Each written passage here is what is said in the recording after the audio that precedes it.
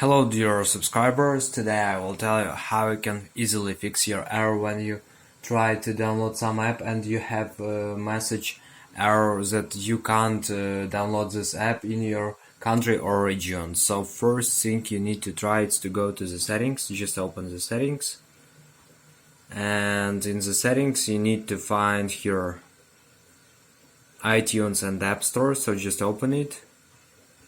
Here you will see your Apple ID, so just choose it and choose View Apple ID.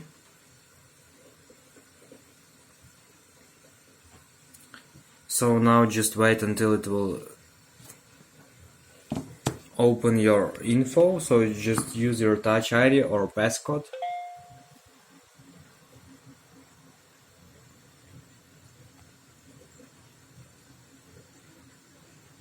So here you can see country and region.